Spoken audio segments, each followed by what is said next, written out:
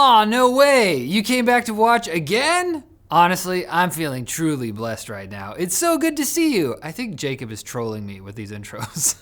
Beeper has announced that they are done trying to crack iMessage after weeks of playing cat and mouse with Apple. Frankly, we're tired of it too. You can only laugh at the thought of Tim Cook as a large cat for so long. Meow, I am large. Like what? In a statement on the company blog, Beeper said that each time that Beeper Mini goes down or Apple nukes it, the company's credibility is affected.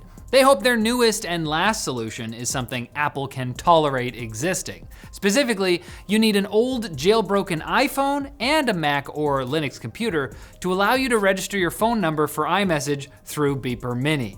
Beeper Mini's iMessage connection software is now fully open source as well, so anyone that feels like facing off against a $1 trillion company is welcome to try. Bet, said the US government as the DOJ thinks Apple's behavior is cringe AF. As the DOJ's antitrust lawyers reportedly met with Beeper representatives last week. On top of that, the FTC may also be investigating. While they didn't mention Apple by name in their blog post yesterday, they did say in big letters they will closely scrutinize tech giants' claims that competition threatens privacy or security. And that's exactly the reason Apple gave for shutting Beeper down. Just like that, Tim Cook has gone from cat to mouse. Squeak, squeak, I'm in danger. Microsoft's deprecation of Windows 10 could cause 240 million PCs to wind up in the landfill, according to research by tech market analysis firm and medication you should ask your doctor about, Canalys. One of the major reasons for this are the strict hardware requirements for upgrading to Windows 11. Many CPUs that are only a few years old render their PCs ineligible for the newer OS. Canalys, whose side effects may include painful gas, points out that while many of these PCs could be recycled, their ineligibility for upgrade would increase the cost for refurbishing and reselling them, making it far more likely that they'll just be thrown out. And yes, Microsoft is offering extended security support for Windows 10, but they haven't announced a price yet. Chances are it will be most cost-effective for consumers to simply buy a new machine. By the way, if dozens of you are typing "just use GNU/Linux" into the comments, feel free to walk millions of tech-illiterate people through the installation and use of even such user-friendly distros as Ubuntu or Linux Mint. And when all that voluntary IT work starts to make you feel depressed, ask your doctor about Canalys.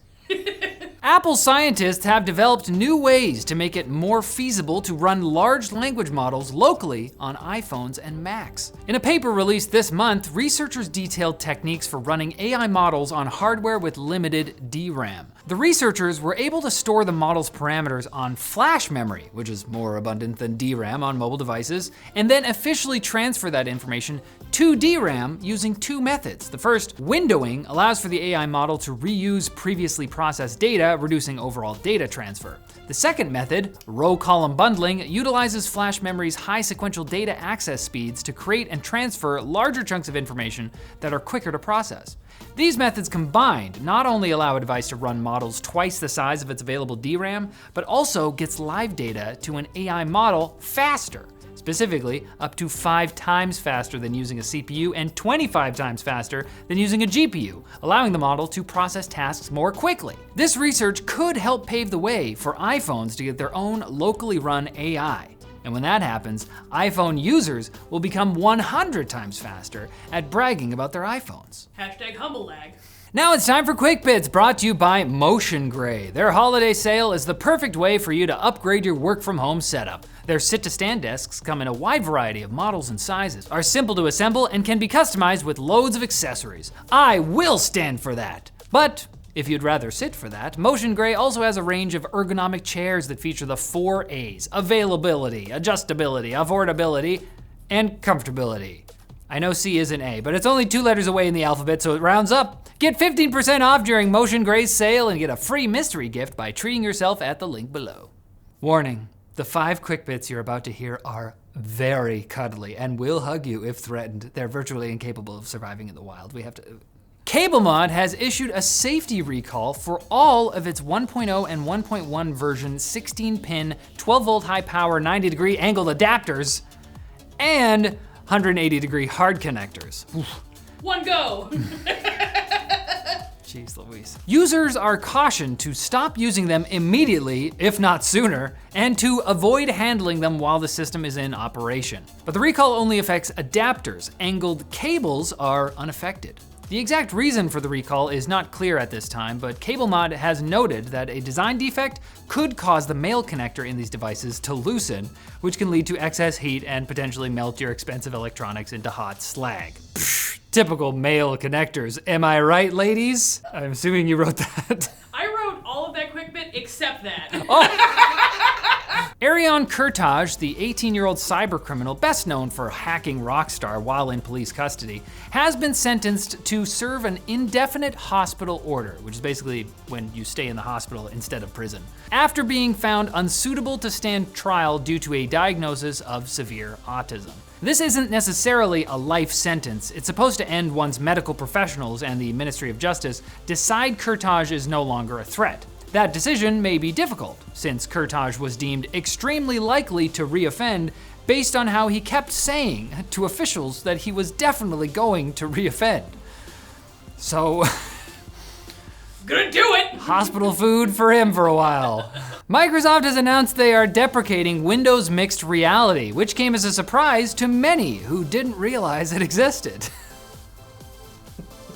The move makes sense for the company since most Windows Mixed Reality headsets are pretty much deprecated other than Microsoft's own HoloLens 2, which costs as much as a Vision Pro, but with far worse specs and none of the sex appeal. It's basically the headset equivalent of a bowl cut. I don't know, I like when I puke at the end.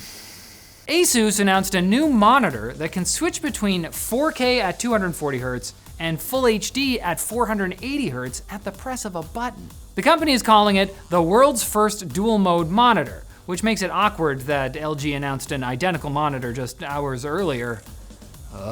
Funnily enough, LG refers to their product as the world's first 4K OLED gaming monitor with dual hertz feature, a claim too specific to count as an accomplishment. One of us is gonna have to go home and change. Like, sure, I can truthfully say I'm the world's first tech news guy with a mustache named Riley Murdoch, but that doesn't mean it's impressive. And it turns out that Sony won't be removing all the Discovery TV shows you bought, or quotes, on your PlayStation anymore. Or at least they won't be taking them away for a bit longer. Sony has apparently reached a new licensing agreement with Warner Bros. To retain all 1,300 Discovery titles available through its service for at least the next 30 months. Yay!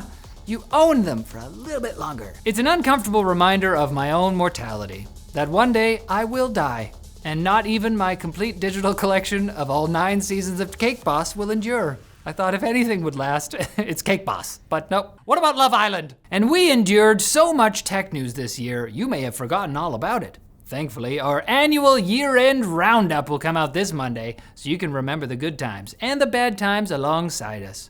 Because that's the true meaning of Christmas. Year-end tech roundups. I'm assuming.